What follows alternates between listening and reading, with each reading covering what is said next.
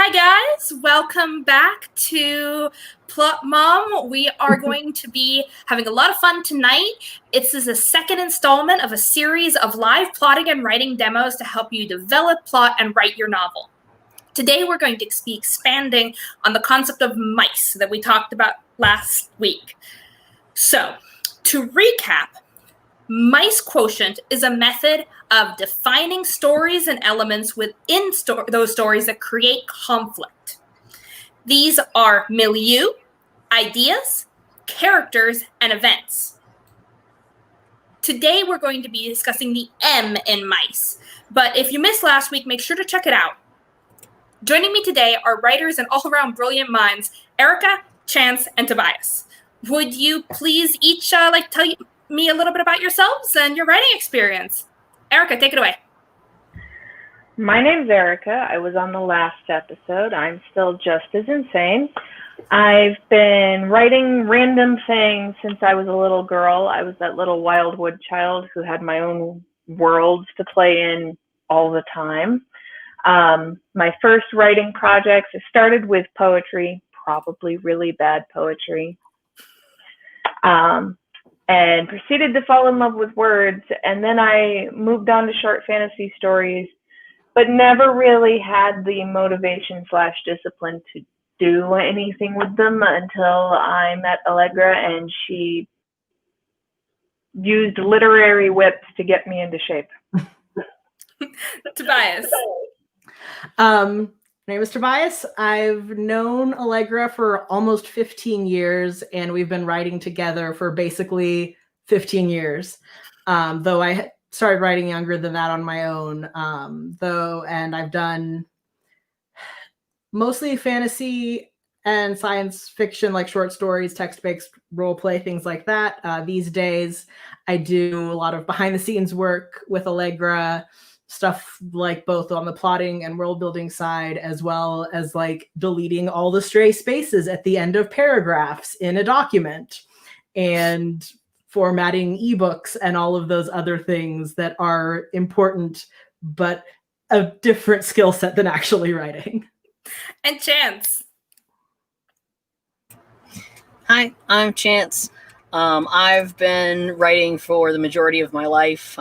In middle school, I began world building a universe that I still write in, and I haven't stopped building in it since. I mainly write in fantasy of different flavors and have a blog that I'm working on getting up and going. Well, welcome to all of you. Thank you so much for joining me. Today, it's going to be really exciting. We're going to be talking about milieu-based stories. Now, a milieu-based story is one that revolves around the setting. That's the source of the conflict. So, where your story is set is quite literally the foundation of your novel.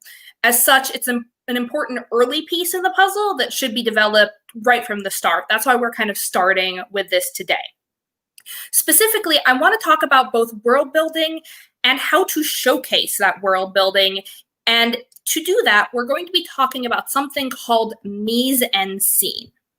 So mise en scene is a French word, much like milieu, and it is mostly applied to cinema.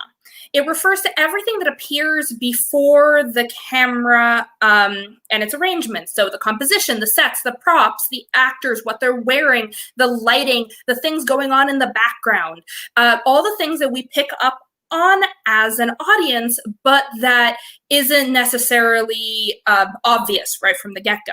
In writing, it's my way of framing the classical advice of show, don't tell in a different light that isn't usually spoken about. And I think it will really help you as well. But before we get to that, let's talk a little bit about some methods of world building, especially with my guests. So would you tell me a little bit about your methods of world building, Erica?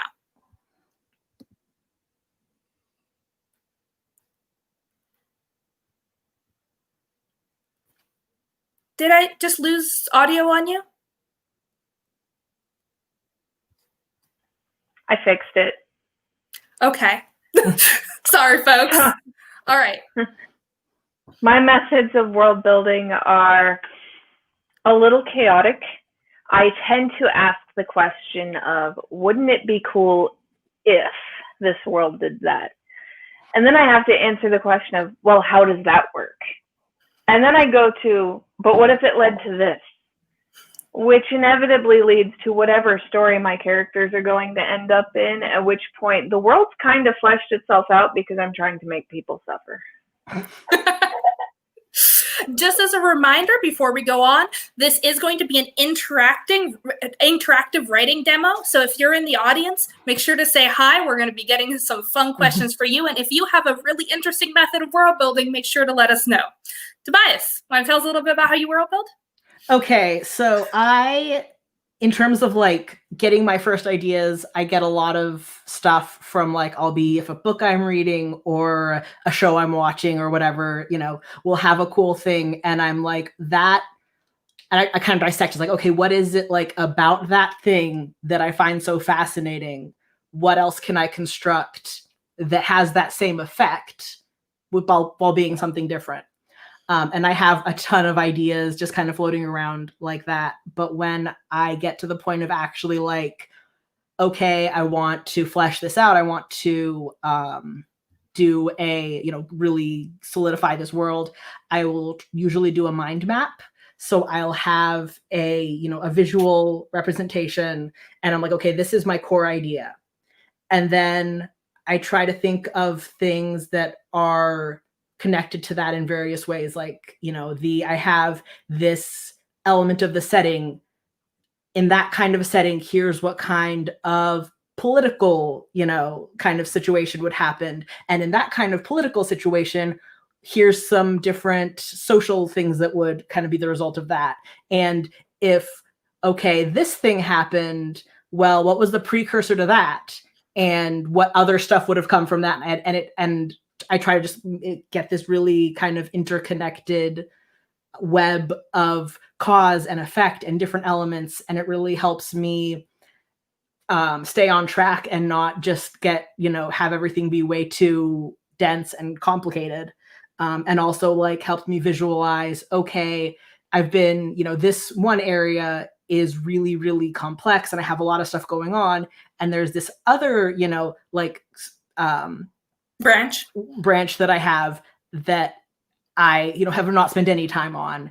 And it really helps me just visualize that and how things are interconnected in a way that you can't if you just have like a list or, paragraphs in for kind of stepping back and seeing where everything is. Very cool. I mean, having worked with you for a long time, I kind of have a similar method. But Chance, tell us about yours. You're muted still. I was like, wait a minute, I can't talk. I'm muted still. Anyway, a lot of how I world build is I see something in the world that inspires me. Maybe it's someone that I walk past every day when I'm going to work, or just a post I see online, and the idea blossoms from there.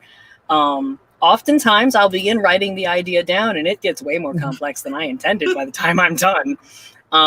This was supposed to be one sentence. Why do I have 5 paragraphs? But I enjoy building a lot of background and I take inspiration from the world around me very, very heavily. Well, that's it kind of reminds me of like all of your pieces kind of remind me of this old adage that I've held near and dear to my heart and is probably one of my like world building hacks is steal the jewels, not the crown. Pick those little threads that you find really interesting in other people's work and the world around you and everything that you experience and use those to really be the core foundation of what you're writing. Yeah, I had a creative, sorry. Go ahead. I had a creative writing teacher that said there are no truly original ideas. There are just new takes on old ones. Exactly. Again, if you're a member of the audience and you world build, I would love to hear all about how you do it. Everyone has their own piece of advice, and we'll be featuring some comments. But until then, we as world builders tend to go down rabbit holes, spend a lot of time world building, and sometimes we never even get to our writing. So I would like to talk now a little bit about the darker side of world building, as in, what are your challenges in world building? Let's start with Erica again. What is difficult for you in your world building? World building hasn't ever really been a problem for me because I always made worlds. I would say if I had to pick a problem, I will put too much detail into it. Like, I will tell you why the air tastes funny. And sometimes those details can just be a little abundant. Much. All right, Tobias. My biggest problem, especially because I tend to work in, invented worlds, not Earth-based fantasy, and I can get really caught up in wanting everything to be logically coherent and consistent, but also wanting it to be interesting and accessible for the reader. And in real life, everything is interconnected. Everything is chains of cause and effect, and nothing that exists in our world could exist without, all these other things that came before it. And it can be very easy for me when I am trying to, doing world building, is figuring out,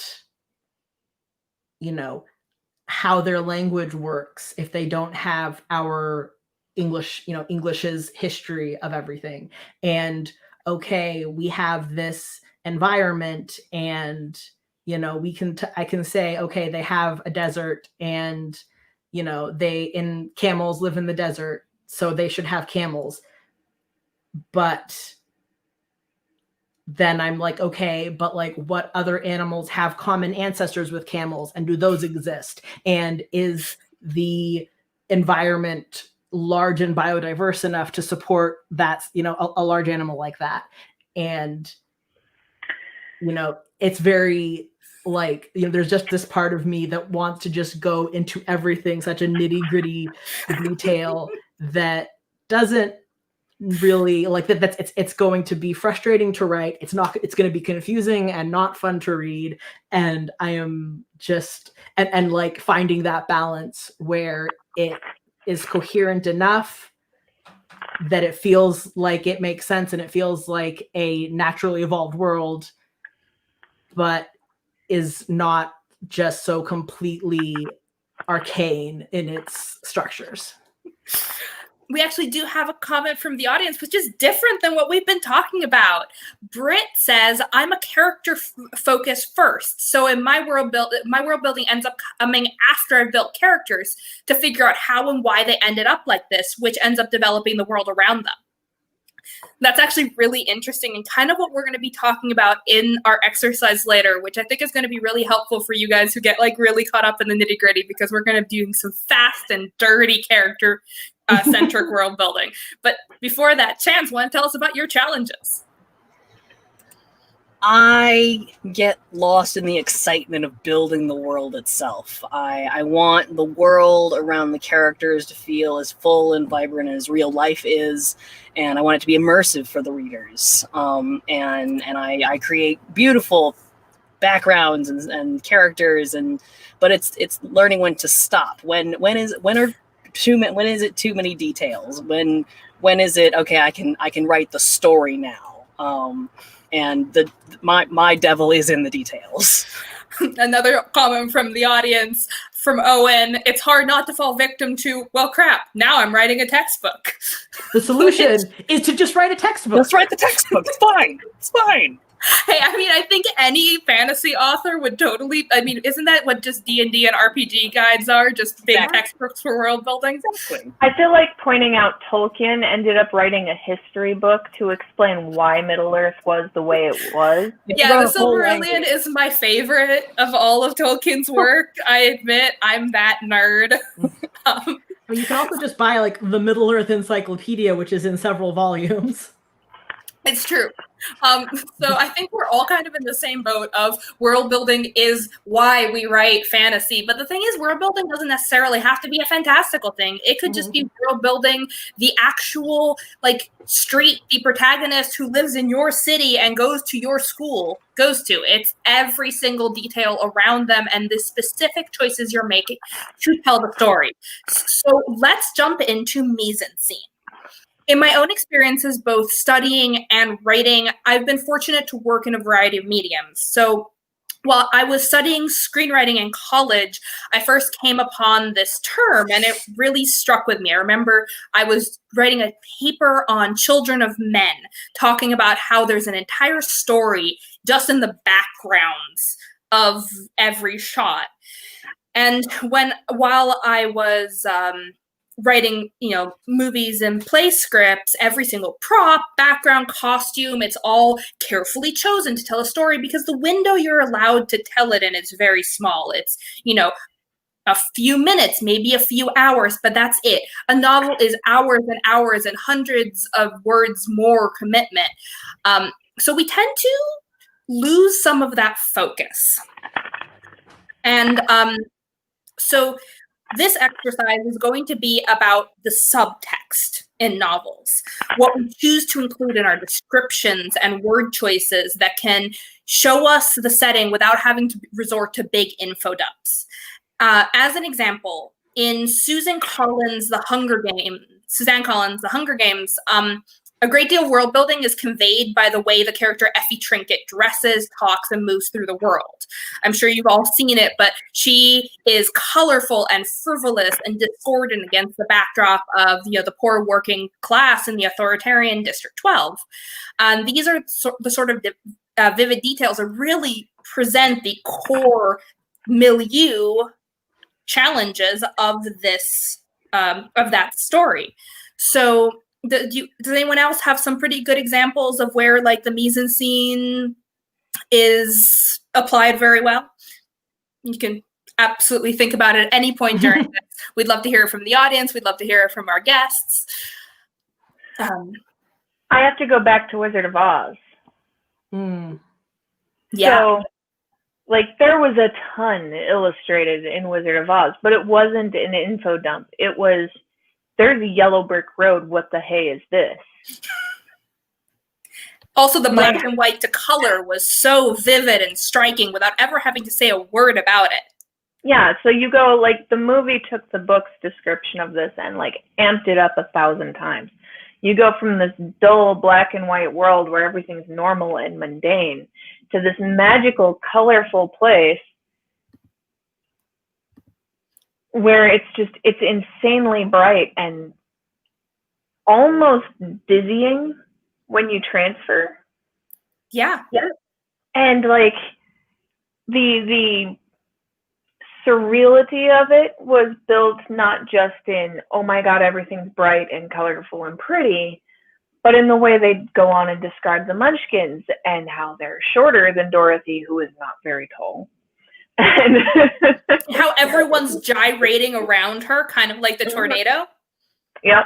No, super interesting. And I feel like in film, it's captured so well. In theater, it's captured well. And as novelists, we don't necessarily talk about it because it's just not a term that is usually applied to novels. So to explore mise en scene, we are going to do a world building exercise.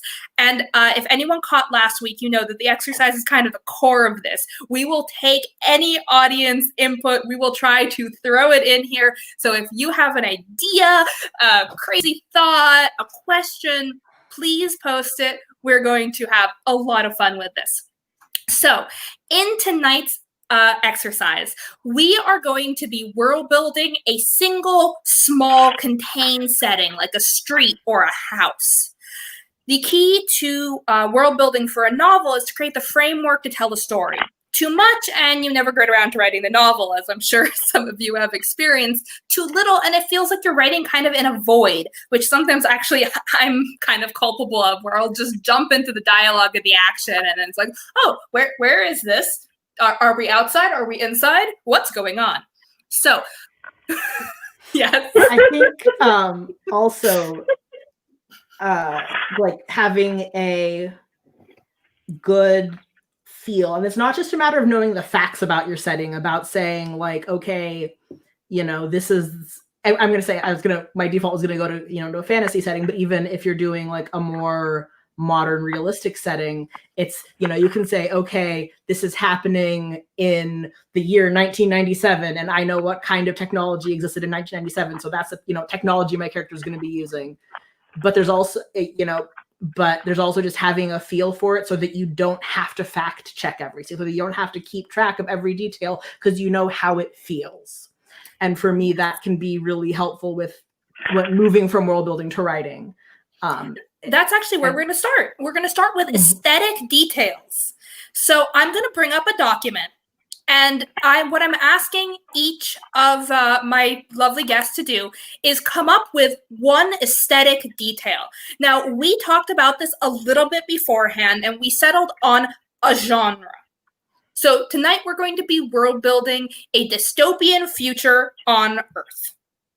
That is all we have, folks. So everything coming after this is what we come up with now. If you are a member of the audience, if you have some aesthetic details to throw at us, now is the time. So writers, in this document, please throw in your aesthetic details. We're talking a sentence or two, every time it rains, the crops die.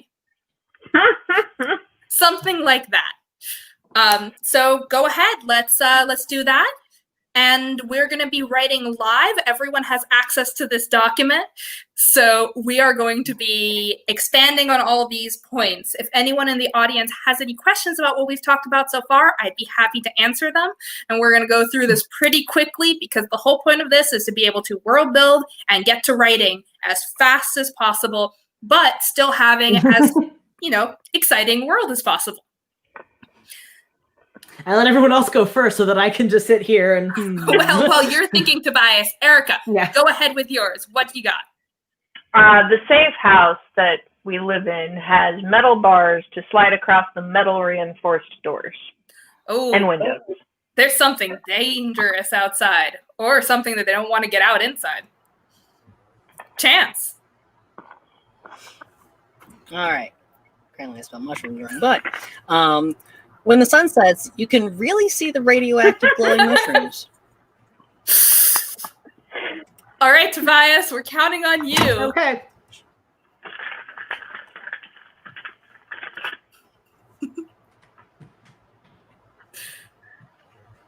Do, do, do, do, do, do. All right, we have some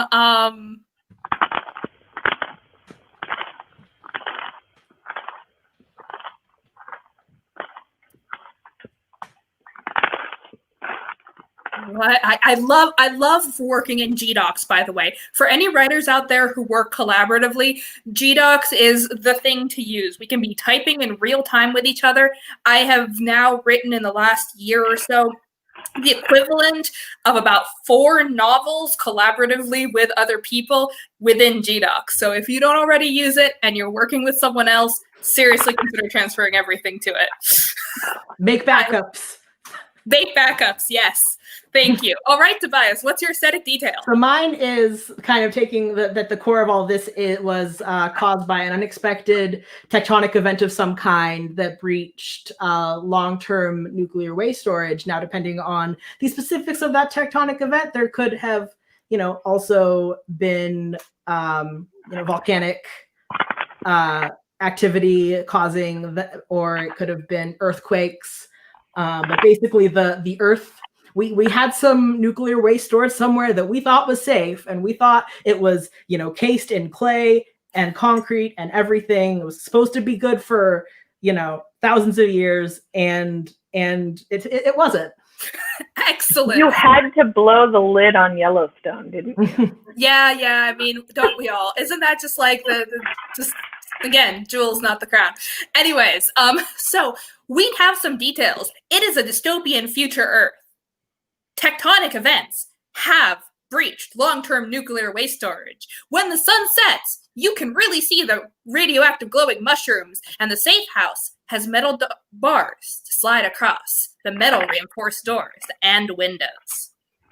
In this setting, we're going to develop a story. Now, we're not developing a novel like we did last time. If you want to see how to plot a novel, last week we went over that, and it was a ton of fun. So absolutely check it out. But today, we're just going to tell a story of one person, maybe 2, in one scene. So it's a person who wants to do something. It's a milieu story, so it's about the setting. So this person has come into conflict with the setting. How? Are they, and how? Let's discuss. Okay. So clearly it's someone who lives in the safe house. Mm-hmm. Or someone trying to get in. I'm going to go with someone trying to get in. Yeah, I think getting in is a good one. Mm-hmm. All right. So someone is trying to get into this safe house. That could be the story in its basic essence.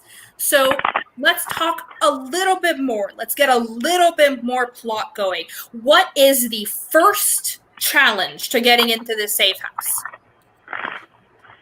The metal reinforced doors and windows. Yeah, figuring out how to actually get inside. I feel like this is one of those situations where, like, you can't brute force your way in without damaging the structure to the point where it will not help you.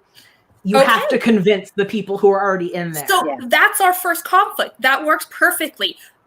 There's safety right there. But if I use brute strength, it will damage it. So I have to talk to the humans. And we have a thing from the audience. When supplies are scarce, you have to choose between sharing and maybe living together. All right, so that's a question. Living longer, sorry. That's a very good point. So how many people live in this safe house? Is this a big safe house, or is this like one family or even one person who prepared for this? I think it's 2 people. Okay. Like, I don't have the feeling the safe house is super big. I think they've just managed to make it very secure. And they know that without someone to have as company, they will go just as mad as the people outside. All right. I think that the 2 people who are already there are already strangers, but they've been in this situation together for a little while. So this person is an extra stranger. Mm-hmm. All right. And we know that part of the conflict is that breaking down the door is an option. So why don't we make this stranger someone who's big, physically imposing, physically scary to the 2 people inside the safe house? John Coffey? Could be very useful or a big threat. Is this part of the plot, or is this the if this then that game? Are we? This is still part of the plot. We're going to develop it a little bit more to zero in on the scene we want to have. Do you guys remember that really terrible Resident Evil movie with the giant zombie that had like the giant sledgehammer? No. I didn't watch or play these things. I am aware that it exists, but have not. Resident Evil is one of those that actually freaks me out. Did you watch The Green Mile? Yes. Yes. John Coffey. Okay. Okay. That big man. Owen asks, what if what's outside isn't necessarily a human, or at least not a human anymore? Yeah. Oh, Fallout ghouls. Okay, that's actually a beautiful perspective. Someone who has been changed by this world, but who still wants shelter. That puts them in conflict with the people inside who see that he or she is still human enough to want shelter and communicate, but not human enough to actually be recognizably human. And now we have a question about humanity. That's going to be all we're going to develop for our plot. Let's talk about the scene we are telling. Is the scene we are telling the person on the outside trying to their first approach? Is it a active threat is coming their way and they're begging at the door? I think that it should be that this person is asking, like, they're clearly in distress. Something might be like after them. They're trying to find shelter very quickly, but they themselves are very intimidating and large, and these people, and I think it should be from the inside perspective, like the people inside, there's this scary dude coming at them and they don't know what's happening. That's really high stakes, and I like that. Yeah. my instinct was going to go to have the person trying to get in be the point of view, because then you have the person that we would consider other. But we're supposed to go with our first idea, so we're going with that. We're going to go with our first idea. So, okay, we're going to tell it from the point of view of the people on the inside. We're going to tell the point of view of there's a something coming, and we can decide what that is later, and this big, huge brute is pounding on our door, asking to get in. And we can go through any number of things, from threats to please, but that is all we're going to do for our scene right now, because now we have to build a world. So a real big part of world building is asking questions. So now we're going to move into, what do we need to know to tell the story? What the big scary thing is. We do need to know what the big scary thing is. An audience member asked, what set off the tectonic events? Is that a question we need to tell the story? We know the tectonic event happened. No, I think that the tectonic event is something that happened, like, in the past. Okay, so although I do think having, I think part of having it be like, okay, there was, some weird tectonic events. So we've had weird earthquakes in places that wouldn't normally have earthquakes, weird, stuff like that, makes there this kind of level of continued threat of, that you don't know if this is going to happen again. So here's a piece of world building and character building. The characters don't know exactly why this happened. They know that it happened. They do not know why it happened. Therefore, we, as writers, might need to know why it happened if we want to go into scientific things. And here's a point where, exactly, the reason this tectonic event happened is something that we as authors should know if we're telling a larger story, and we absolutely don't for the confines of this scene. So we're going to move right along. All right. Someone asked a question. What if the person trying to get in was known by one or both of the people inside? So that is a question. Is this a member of their community? And if so, we need to build up that community. What if, spitballing here, what if it was someone related to one of the two people who insisted on saving the second one, and they thought they died? I'm going to take a slight tangent on this. What if it's someone they knew who went out to be a first responder in this and was presumed dead and is now nearly unrecognizable?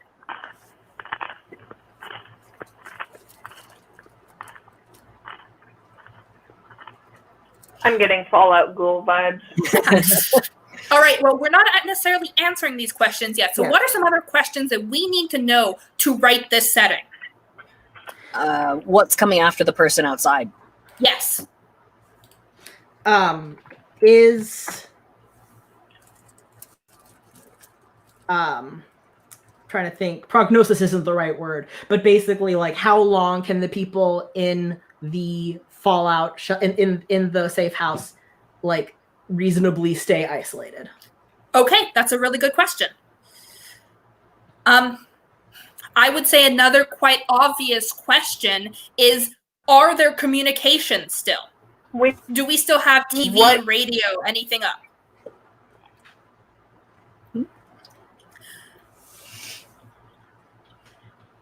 And were there other people in the safe house at any point? Any other questions people can think up that we need to know?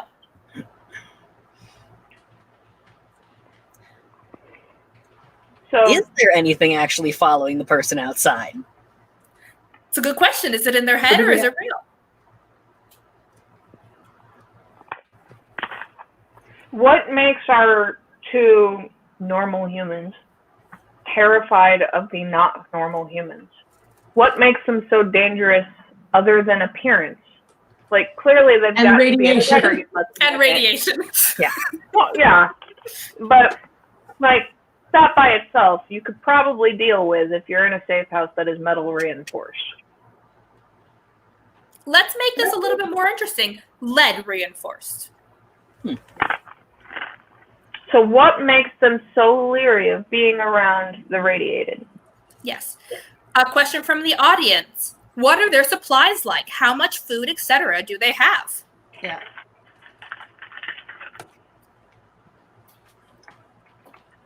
What kind of weapons do they have in the safe house? I know how to Let's type. add that to supplies.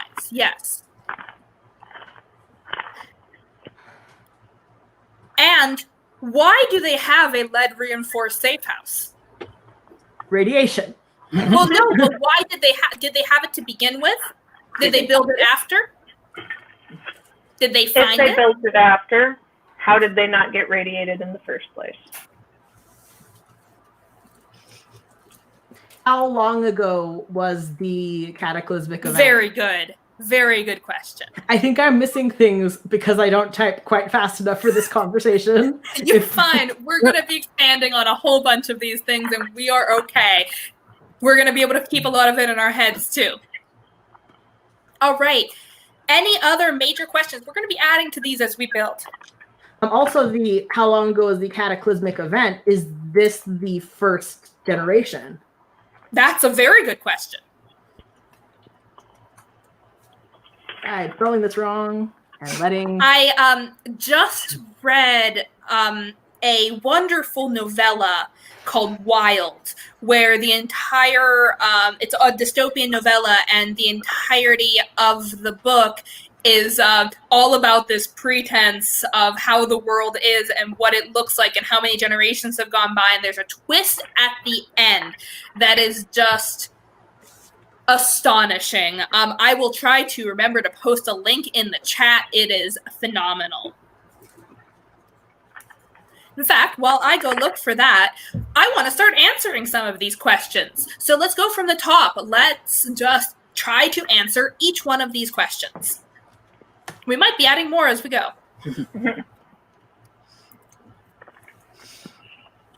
I definitely think that they should know this person. They should be like a person that's in their community. Maybe not like a close friend, but someone who's been helpful to other people. Like they're known to be a helpful person. They probably were one of the first responders to go out. So they do know this person is like a good person and has been helpful in the past. The representation of being human? Yeah.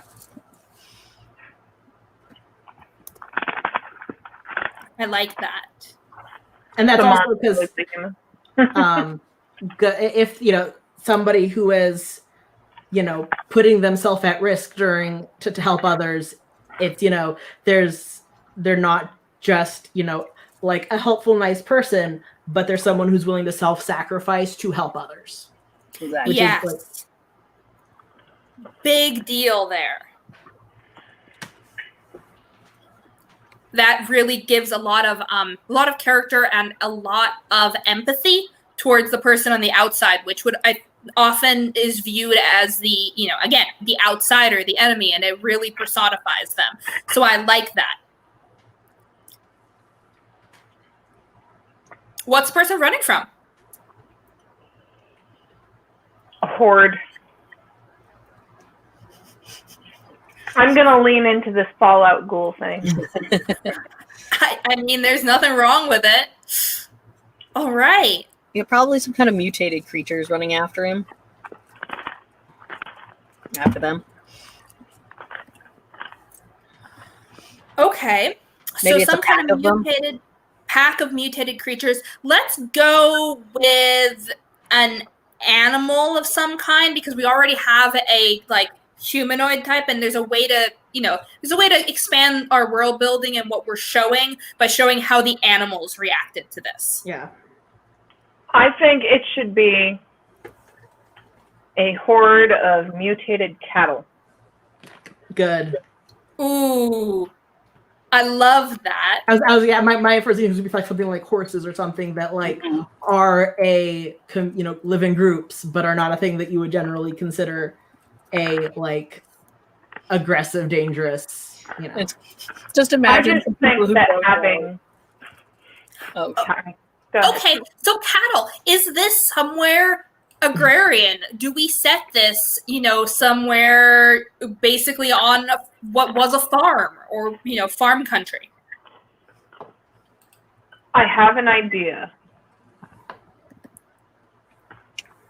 Mountain Home Air Force Base, Idaho, had missile silos.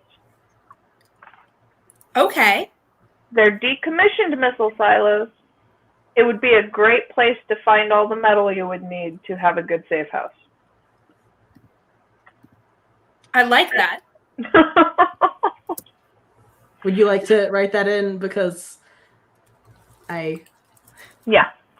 So the cool part is that Mountain Home Air Force Base is surrounded by agrarian areas. It's got potato farms. It also has one of the United States' largest cattle ranches 10 miles down the road.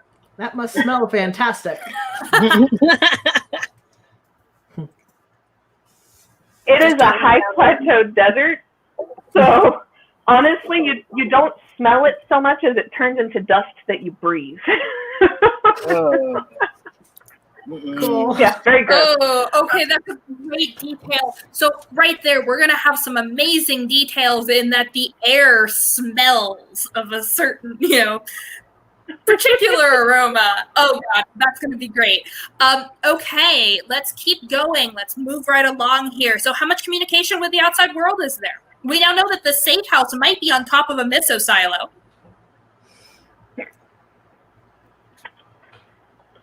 I think there's like limited communication still, like radio waves are still going through and that kind of thing. I think like maybe equipment's not in great condition anymore. Some of the like the lines for both telephone and radio and even telegram and stuff, just some of it's just broken down. You can't communicate with some places. Yeah. So there's going to be some like long periods of static on the radio. Fantastic. And the news doesn't necessarily come when you want it. Mm-mm.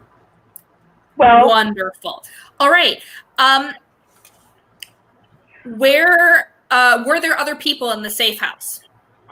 Or are these two people sitting on an entire silo full of supplies? I think this should be somewhat into survival mode for them, like they've been there a little while.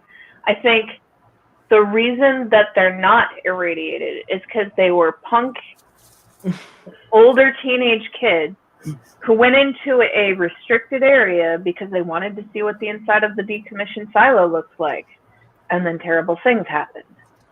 Oh, I love it. So here we have two kids who like to play rough and think that they're also, they once thought that they were that cool and really like edgy, but they've been living through an actual apocalypse.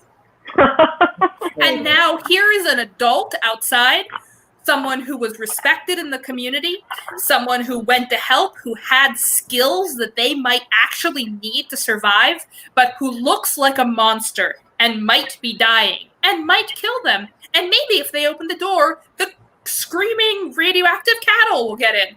There's a lot riding on this scene now. What if the guy who's outside, he went to help near the beginning of the cataclysm, Yes. and now it's much further along and he should not be alive? I like that. There's a mystery element now. Now, for those just tuning in or those who have been watching, this process, we are essentially turning the setting into our driving force of the plot.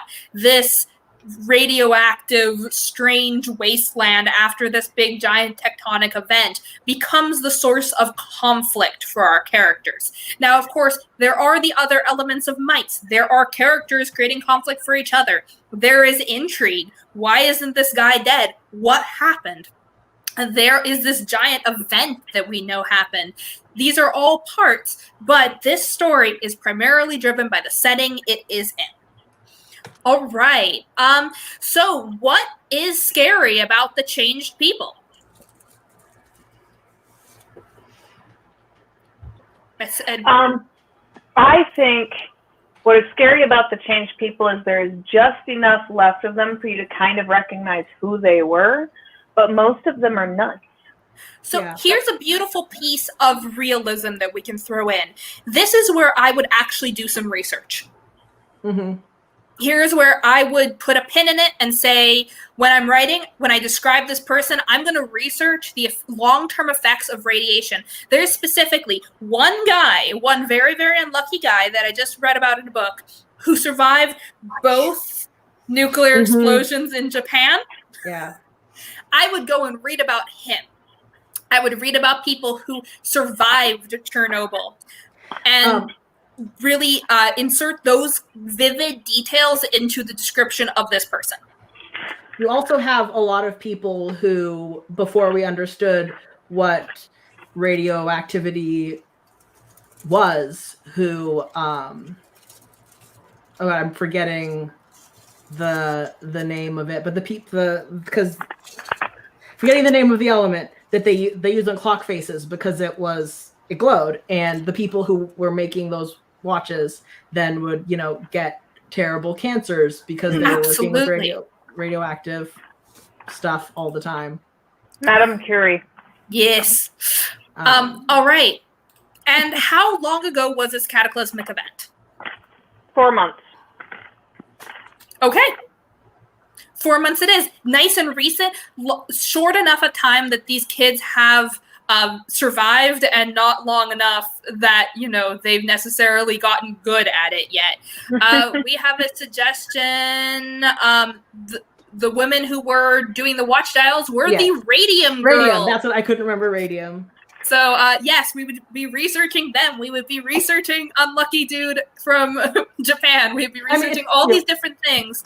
I think because we have plenty of, real life knowledge about what happens to people who have, radiation poisoning.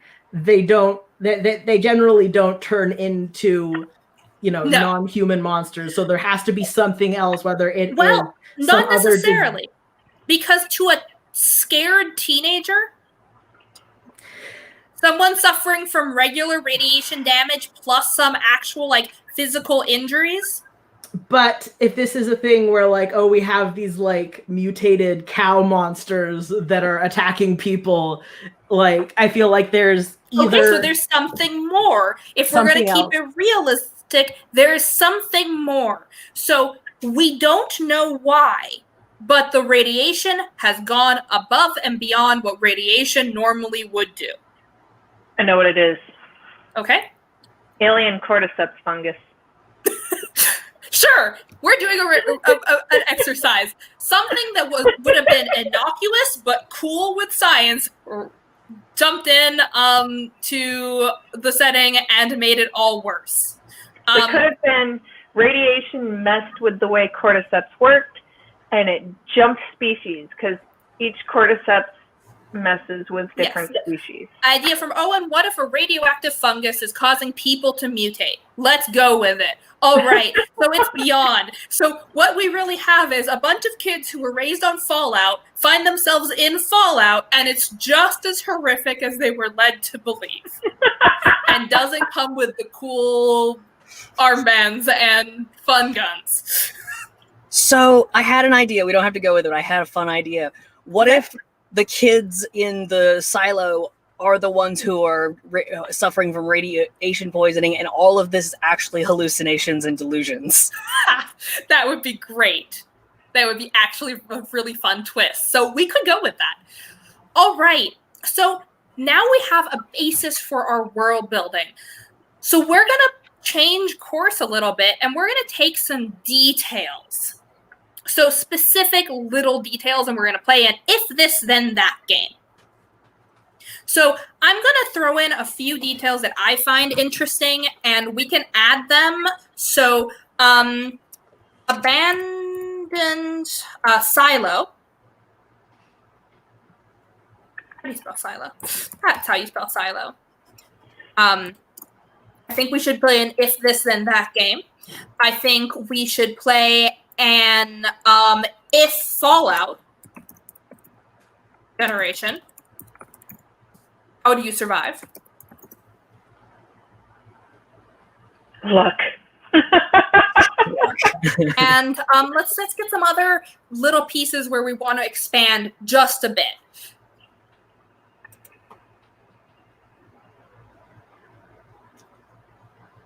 Maybe just that. We don't really need to know much else because we're telling the story from the point of view of the kids inside. So the things we need to know is what's happening on the inside more than anything else. They have food. Do they have food? They have to have food if they've survived 4 months. Yes. So what if this place still had a few crates of emergency rations? Scrounged it. So I was stationed at Mountain Home. It's an active military base. They do have supply warehouses. They don't call them that, but they do have them. So more than likely, if the kids are at the silo, they had access to the base anyway. So they're probably military dependent. They would know about where on base those supply houses are, even if they don't know exactly what's in each one. Okay. So they stole food at the beginning of this and then locked the door. Okay. Other things about this abandoned silo. Let's expand on this. What's it like to live as two people inside a giant abandoned silo in the middle of an apocalypse? It gets kind of echoey, and sometimes you're not certain, was that the other person? Is someone else here? Is there an animal in here? What's happening? Am I just hallucinating? The abandoned silos in Mountain Home, they took the tops off and they capped them with cement. So you'd have a door that's slightly underground with stairs down to it. You'd have your metal silo underneath this metal or the cement cap. So it's a pretty hardy place. You could get into it still. It's old, but it's still metal. It's going to take some beatings. So probably inside of the silo, because I've never actually gotten one, yes, echoes are a thing. They would have to figure out their lighting situation. Do they have light? Have they been in the dark this whole time? Once the phone batteries died? I don't know. I think that would be a very interesting psychological state of they have spent 4 months in darkness. Maybe and only going out at went night out. scavenge. That would be they have no idea how long it's been. Because I mean, even if you have lights, if you don't have access to clocks, like there have been experiments of people spending a year in an underground bunker with no outside sense of time, and like they think it has been a way shorter time than it has actually been. What if, here's a thought, what if there is a small, like this big window on the door, one of those reinforced glass windows, and that's the only light that they have? They can look outside from this tiny little window At the top. at the very top of the silo where it's most dangerous to be. And that's it. At the bottom, there's just this glowing box at the very top, dusty light. Okay, perfect. Say this is about around today. So these are kids that were raised on the Fallout generation, Fallout games. What effect would that have on a situation where you're surviving in a radioactive apocalypse? They're going to try and make random stuff. They are. They're going to figure out how to make something that gives them light, even if for short amounts of time. Question, would they automatically assume that whatever was out there was worse than it actually is? Yes. I think so, yeah. I think that their imaginations would run wild with them. Okay. All right, I think that we have enough world building to start writing. So what we're going to do, wonderful members of the audience, is we're going to start thinking about some details. In this next piece, we're going to be drafting a paragraph. That's it. Just a paragraph, just to show that you can start writing and then fill in the rest as you go. But with a core basis of word building, you you can get going. We're going to use the mise en scene method. So what we're going to do is we're going to try to cram as many things from the world building as possible into this first paragraph without telling any of it. We're going to be doing it by the fact that it's dark inside the silo. We're going to be doing it when the fact that, you know, there's this like smell in the air that tells us where we are. We're going to do sounds and like the crackle on the radio. That's a wind-up radio that they found at the bottom. So before we start drafting in this space, I want to start putting in those details. What are the details that can tell us the world building that we have developed? The air is stale. Okay. It smells slightly brown. Brown. I think that should be what it is. Like, I'm telling you, when you've lived there, you know exactly what you mean when you say it. Smells brown. It smells brown.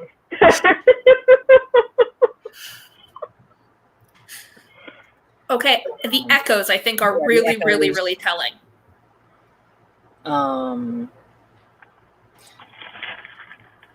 Pounding on the door. Yes, the pounding on the door. For the pounding of your heart. Yep.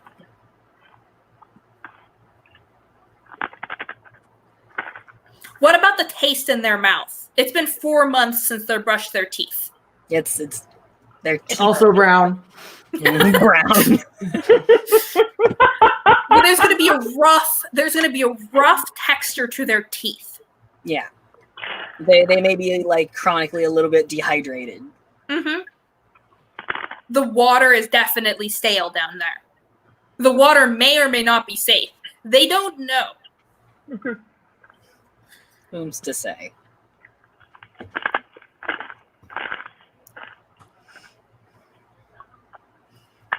Their one of their right arms is sore from winding up the crank radio. Because some noise is better than no noise at all. Exactly. And also, like, if somebody makes a transmission and you miss it, and it only happens once. Exactly.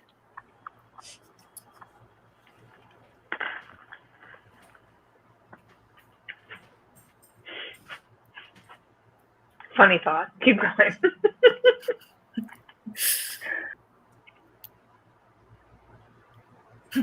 Something about the taste in the air and in their mouths. They wouldn't notice it. It would just be grunge. Grunge is a really good word for this. I think we should include just the word grunge. Yeah, everything is gross. Like, and I think that they don't have to be. Like, they just don't know where to find the soap. Just if they even is still soap. Yeah. They're like, we don't know. There probably isn't running water, so there's probably a part of the silo that is just their bathroom, and it's probably quite gross. I think when it comes to the soap thing, they tried. Yes. If we were ever to write the story, they tried. They know where the commissary is. It was way too scary. They saw what was there and they left. Someone said hair and face would be oily. Mm-hmm. Especially if they're teenagers. Yes. But someone else said there may be baking soda in the supplies. Yeah, but would they know that? Would they know that that would be something they could use? Would it be something they would experiment with and then just have baking soda all over them? I have the feeling they experimented. I feel like at a certain point you experiment with almost anything. Okay, let's turn our attention from what they are feeling and what they are seeing to what they can see out this tiny little window. Sickly green light. Okay, we know the mushrooms are there. These mushrooms and funguses have popped up over everything. Like everything is covered in just fungi. And like weird yellow-green spores that they release. Yes. What is the type of light outside? Dim and dusty, I want to say. You're not wrong. Just in general, it's dim and dusty, apparently. So just kind of exponentially that. Unless Yes. it's one of those days where it's like 110 degrees out and there's no clouds at all. Yeah. There is an audio series by Katie Powell, I believe, called After the Stars Fell, that is really, it has a little bit of this like humans being infected by fungus trope. And there's this whole thing of like, there's a point where you have people, the point at which people are like most not, are most likely to pass on these spores to another person is like when they're going to have this impulse to like find help and find shelter. Yes, and that leads us into the person outside and the herd would be kicking up dirt and spores into the air. These are teenagers. They're going to be moody under the best of circumstances. So I almost think one of them, maybe the one that we're looking at from point of view, their nose hurts because their silo mate totally broke their nose when they lost their temper. I like that. That tells us there's been tension.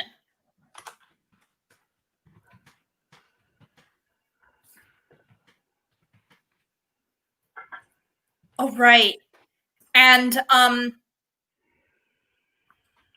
we're going to describe at least one thing using Fallout game terminology when they're describing what's coming at them. Because that, again, it shows us that we are in the 21st century.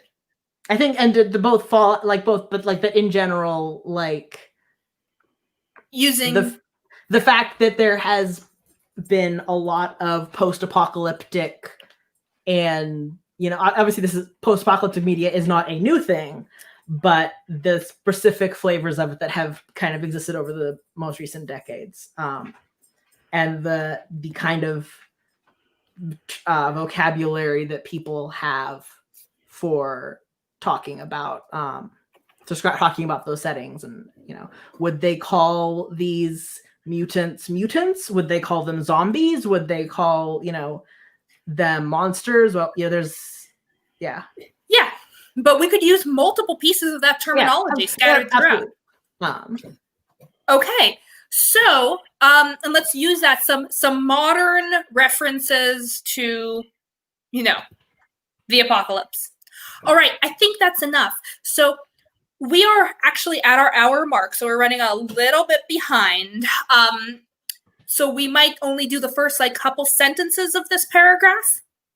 But what we would be doing if I were drafting this as a short story or a novel would be to make these lists of different details. And this becomes our mise scene.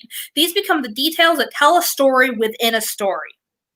At no point in the story do we need to say, this is an apocalypse. We don't need to say, they've been here for 4 months. We'll be able to see, I don't know how many days have passed. I can feel the grunge on my teeth. Oh, I wish I had a toothbrush. Like, I never thought I would wish I had a toothbrush, or I miss my mother yelling at me to brush my teeth. Right. Those are all ways of telling. What I would give for a fucking hot shower. Yes, those are all ways of communicating the mise scene, the world building, the setting to the audience without those info dumps that everyone always goes on and on about. So while we talk about it, Erica, do you want to start us off with a sentence? Just right at the bottom there. Give us our opening sentence. Okay, you're asking for it because I'm a smartass. I know, you are definitely a smartass, and that's why you're starting. In the meantime, if you guys in the audience have any other suggestions or questions, please write them in. We love answering them. I'm going to give us another like 10-15 minutes or so feel free to jump on in. We're going to do our best to get a little paragraph going and show you how it's done. Yeah, well, you know, we got an audience. comment, first sentence, no pressure. It is no pressure when we have someone as wildly talented and word person-y as Erica. She can write more than anyone I know. It's wonderful. All right, so our first sentence is, Tobias, would you read?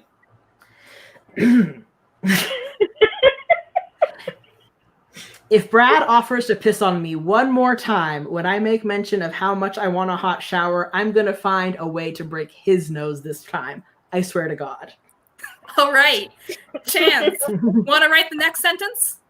Sure. All right. This is like one of those campfire games that you play at camp. Yes. Or on excruciatingly long car trips. Yes, exactly. And that is actually one of the joys of co-authoring. So we're going to do a whole episode on co-authoring on the 13th of September as part of the AuthorTube writers conference. It's going to be amazing. It's going to be myself, Erica, and Justin, who was here last week. We're going to have fun. And this is how we write, sentence by sentence, trading off with a basic idea of what the world building is, who the characters are, and what the story is. We have written whole novels like this, and it is fast and fun and exciting. It is essentially a game of telephone. But we are also talking while we do this, so it's slightly less telephone. All right.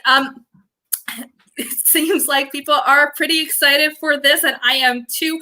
All of the AuthorTube lineup for this wonderful weekend just of writing and teaching and learning is going to be phenomenal. So I will try to remember to post links about it in the comments, but you can tune in here on the 13th. We're also going to have a lot of author interviews between now and then, so it's going to be a fun month in September.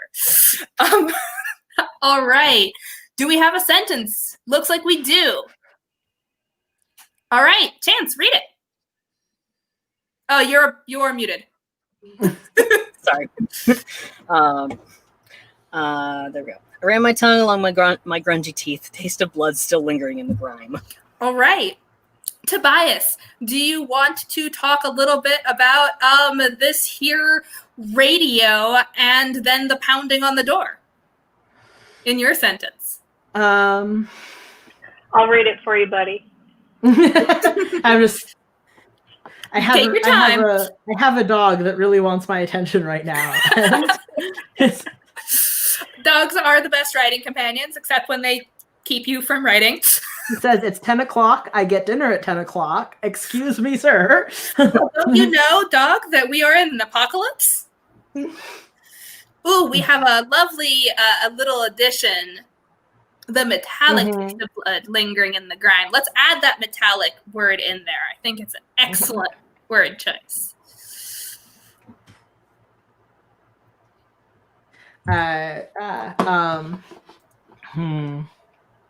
I am definitely pushing Tobias here. I've been trying to get him to write with me for quite some time now, and this is clearly all an excuse just to make him put words on paper. Thank you guys for being our co-conspirators. Yes, you are the audience we needed. He is always at his best when on stage. I don't know about that, but well, Chance and Erica, while he works, do you guys have any questions about this or any thoughts about this process as it relates to your own writing? You're going to make me do this for book 2, aren't you? Oh my God, dog, do not put your head on top of my mouse when I'm trying to type. Yes, I am in fact going to make you do this for the entirety of NaCl Book 2. It's going to be great. For anyone who's curious about this project, NaCl Eye of the Storm is coming out September 13th, not 17th. We pulled it back just a little bit to give us even more time to have fun. If you are interested in getting your hands on an early copy, we are still giving out ARC copies in exchange for reviews. It is a blast. I'm getting emails from my ARC readers almost every day screaming at me for one reason or another, usually good. Sometimes questioning us why we would do such a horrible thing to a character we love. which leads into a couple weeks from now when we're going to be doing a panel on characters and how to torture them for that part of Mise. I think Chance is going to be joining us for that one, believe. That's because it's our favorite part, isn't it, Chance? I love torturing my characters. It's just golden. It gives me. I like torturing my characters so I can also torture my audience. Yes.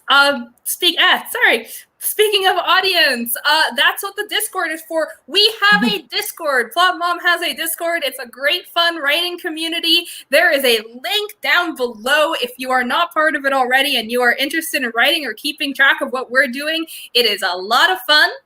And we talk there all the time. So if you want more of this or to get early access to any writing we do, it's there. Kel, if you like torturing, we got you, boo. Yeah, I actually, it's that is the one I'm looking forward to the most, where we're gonna do a torture, and it's gonna be great. Although next week it's all about intrigue and how to get kinky with causal chains. So there's going to be some torture there too, just a little bit. I think I'm not 100% sure, but I think we're going to be plotting out a murder mystery. Oh my god! So definitely come back, where it's going to be stabby and a lot of fun. Chance, what do you think about this process? This is a lot of fun. I have always found difficulty with finding a way to sort of outline and construct the background. I just sort of find inspiration and then throw it on paper. So I'm definitely gonna start incorporating this into trying to actually build things up before I'm spewing them on paper. I admit I'm kind of a spew on paper person myself. A lot of my world building comes in later. I am very, very, very likely to get to the dialogue and the action, and I write all of it, and then we get to a descriptive passage, and I just say, write description later in all caps and brackets, and then move right along. And every once in a while, I get to my edits, and I'm just like, damn it, now I have to actually write the description. I don't know what was going through my head then. I don't know what the scene needs. Right. All right. It looks like we are getting a novel out of Tobias. I'm so proud. Okay, I'm using some creative punctuation to make this actually one sentence. So my favorite moment of one sentence stories comes from when I was in summer school in a writing program, and our teacher tells us, "I'm going to break your brains now," and she reads us a 3-page story that was one sentence that was grammatically correct, and I loved her for it. Story. Grammar? I have never been able to find it. I don't think she ever published it because I just cannot track it down. It was brilliant. All right, do we have a sentence? Yes. Chance, would you like to read it? Sure thing. All right. The static and pop of the radio echoed through the chamber, breaking the usual hum enough to draw my attention. With my focus on my hearing, I noticed a rhythmic thud in the metal around me. Okay, and I'm going to close this paragraph out. If you guys want to tell the audience a little bit about what you have coming up, what you have going on, and anything you want to promote, go right ahead. I mean, obviously, Allegra and I have NACL coming out on the 13th of September. I may or may not be completely unable to sleep more than 4.5 hours at night now. Completely anxiety induced. It's fine. I have my caffeine. I'm good. And then we've got just an insane number of projects involving fairy tales. Why did I let you do this to me, Allegra? It just has its effect on people. She does, I swear.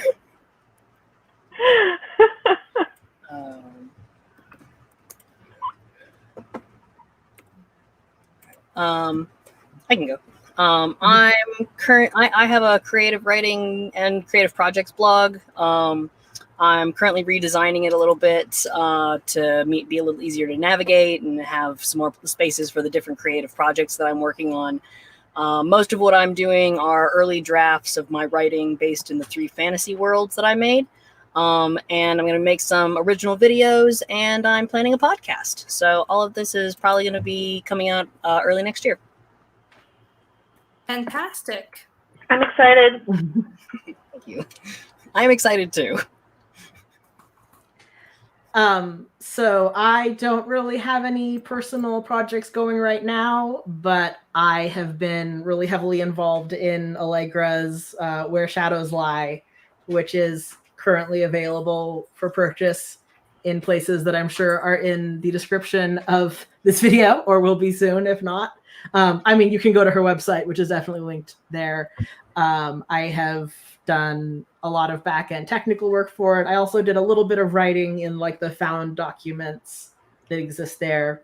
So that's definitely a project that is my project that I'm allowed to self-promote. And otherwise, I have some projects in the work that will be on this channel at some point in the future that we will see when that happens. Okay, so we have our last sentence. Not that great because my brain is dying and it's late, but the light from the small window on the silo door dimmed. I looked up from where I sat on the floor. There, where for months we had seen nothing but the flicker of spores, dust, and sickly yellow glow of the sky, was the face of a monster right out of Fallout. I like it. And You know what? Go ahead. The problem with these videos, Allegra, is I want to read all these things. You know what the solution to that is? I hear the solution is to write it. The solution is definitely don't write it until you finish writing all my your novels you already owe me. But if someone in the audience wants to write it, it's all yours. Please do. Write the story of these teenagers and let us know. Until then, thank you so much for coming. As always, your participation is what makes it. And thank you guys, Erica, Tobias, and Chance for showing up. This was absolutely a blast. I hope everyone learned something new and something fun. I hope that this was entertaining. Don't forget to like and subscribe to the channel for more content like this. And tell me in the comments what subjects you'd like me to cover. I'm really trying to get this going, so I will probably go with whatever you tell me to. I love everything in writing craft, and the more I get to research and learn, the better. If you want to help support me or are curious to see this method in action, you can find links to my novels in the video description. And again, if you want even more, join our Discord. We have a lot of fun and would love to have you. So thank you so much for coming. Wonderful job, everyone. Thank you for creating an apocalyptic hellscape with me tonight. We'll see you next Tuesday. Bye.